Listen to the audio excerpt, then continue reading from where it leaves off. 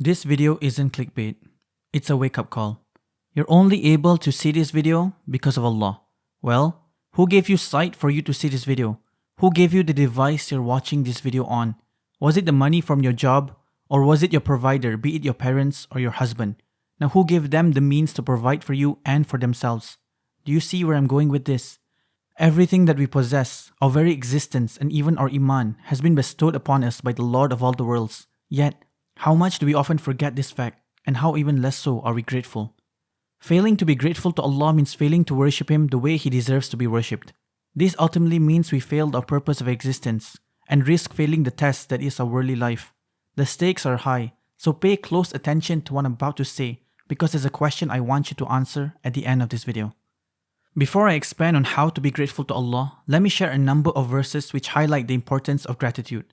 Allah says in Quran chapter 16 verse 78, "And Allah has extracted you from the wombs of your mothers not knowing a thing, and He made for you hearing and vision and hearts that perhaps you would be grateful."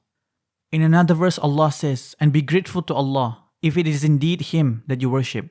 In chapter 2 verse 152 Allah says, "Then remember me, I will remember you. Be grateful to me and do not reject me." Allah has divided people into two categories, the people of gratitude and the people of ingratitude. Indeed, we guided him to the way, be he grateful or be he ungrateful. Quran chapter 76 verse 3. In fact, Iblis has made it his mission till the day of judgment to divert mankind from being grateful to Allah. Iblis said, "Because you have put me in error, I will surely sit and wait for them on your straight path. Then I will come to them from before them and from behind them and on their right and on their left, and you will not find most of them grateful to you." Allah responds to Iblis by telling him that he will have no authority over his true servants. This tells us that if we are ungrateful to Allah, then we're walking on the path towards Iblis. And unfortunately, this is the majority of mankind. Indeed, mankind to his Lord is ungrateful. And in another verse, Allah says, "And few of my servants are grateful." To simplify this section, know that to truly worship Allah is to be grateful to Him, but those who are grateful are only a few. Next, let's talk about the rewards of being grateful to Allah. Number 1, you will attain the pleasure of Allah. Number 2, Allah will reward you and increase you in favor without any condition. This is unlike any other rewards as they are conditional upon Allah's will, which means it depends on when Allah wants to bestow these other rewards to His servants. Some examples are relief from poverty, answering the call to remove distress by His servants, the giving of provisions, obtaining His forgiveness and His divine mercy. To truly understand how to be grateful to Allah, we must first understand two concepts. The first being the types of provisions, and the second is the relationship between blessings and calamities. Provisions are of two types, general and specific. General provisions are those that are granted to all of Allah's creations. This type of provision is whatever that His creations need to survive in this worldly life. For example, money, food, shelter, the air that we breathe, and so on. Specific provisions are a type of provision that's only given to those whom Allah chooses, a select few among the billions. Being given this type of provision is a sign of Allah's love upon His servant. Some examples are guidance of the heart to Islam, good deeds which lead to the increase of one's faith, knowledge of the religion, the ease to carry out obligatory acts of worship, and the motivation and drive to fulfill the sunnah which are non-obligatory so that they may get closer to the Lord and attain a high standing in His sight. A lot of Muslims question, why am I poor when I'm fulfilling Allah's commands and refraining from His prohibitions? Yet the disbeliever who is a tyrant among tyrants is getting away with their crimes and enjoying the luxuries of this world. What you're forgetting, my friend, is that you have Iman, and that tyrant has nothing but the punishment of Allah waiting for him on the day of judgment. Iman is the biggest blessing Allah has bestowed upon His servants, and if you're one of the few who has it, then know that you've been given a favor greater than anything that this universe and everything within it has to offer. So be grateful before you lose it, and be among those who deny the favor of their Lord. I will now explain the relationship between blessings and calamities. This is another thing that Muslims often get confused about.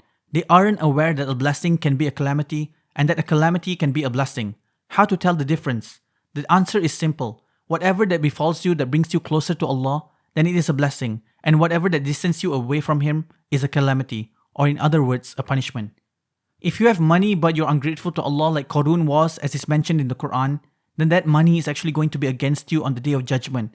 While if a calamity like poverty or death of a loved one befell you, and you patiently endured it and it brings you closer to Allah, then it's actually a blessing, as that calamity has raised you by many degrees in the sight of the Lord of all the worlds. Apparent blessings require gratitude for it to remain a blessing, while apparent calamities require patience for it to turn into a blessing. This shows us the relationship between patience and gratitude. Hence, it is necessary for one to instill patience in oneself in order to be grateful servant to the one who has bestowed upon us countless favors. The people of knowledge have categorized patience into 3 aspects. The first aspect of patience is to be patient in obedience to Allah. The second aspect is patience in avoiding what Allah has prohibited, and the third aspect is patience at the onset of calamity. These 3 aspects of patience are obligatory upon every Muslim. Finally, we've reached the crux of the topic, which is how as a Muslim can I be among those who are grateful to my Lord? Well, it's actually extremely easy in theory, but difficult in practice. Gratitude rests upon 3 pillars. Unless all 3 pillars are fulfilled, one will not be considered among those who are grateful for that specific blessing. The first pillar is gratitude of the heart, in which we recognize the blessing that Allah has favored us with within our hearts. The second pillar is to proclaim our appreciation with our speech, and the third and final pillar is to not use that blessing for anything that is prohibited. For example, to truly be grateful for our vision, we need to acknowledge that favor came from Allah and not associate it with creation. We must proclaim our gratitude with our tongue by thanking Allah, and we have to refrain from seeing anything that is haram. If we watch anything haram, then we have become ungrateful to Allah. Now apply this to every single blessing that Allah has bestowed upon us. Didn't I tell you that it's easy in theory, but hard in practice? Now that class is over, let me ask you this. Look in the mirror and honestly ask yourself, are you one of those qualified to be among those who Allah has deemed grateful? Or are you among those who are dancing in the palms of shaitan? How are you showing gratitude to Allah for your sight? Do you lower your gaze, or do you let it run wild, succumbing to your lower self like an animal? How do you earn money? Is it through haram or halal sources? You're not being grateful to Allah if you're casually free-mixing, not covering your aura, and knocking on the doors of zina. How are you showing gratitude for time when you waste it all day watching reels, movies, or listening to music? And finally, how are you showing gratitude for the biggest blessing of all, Iman?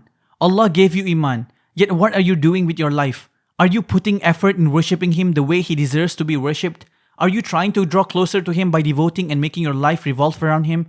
It's as if He wasn't the one who gave you everything you possess, yet you barely think of Him or give Him His due rights. Wake up! The Prophet, peace and blessings be upon him, would pray until his feet were swollen. It was said to him, "Why do you do this when Allah has forgiven your past and future sins?" The Prophet said, "Shall I not be a grateful servant? This is our Prophet. Are we even doing a tiny fraction of what he did? I don't think so." Let me end with this set of verses and a final reminder. He has made the sun and the moon useful to you, steady on their paths. He has made the night and day useful to you, and He have gave you from all you asked of Him. And if you should count the favor of Allah, you could not enumerate them. Indeed, mankind is most unjust and ungrateful.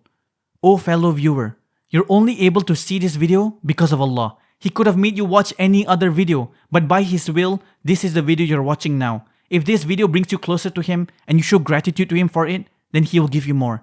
But if you turn away from it, heedless to its message, then I ask you this: which of the favors of your Lord would you deny?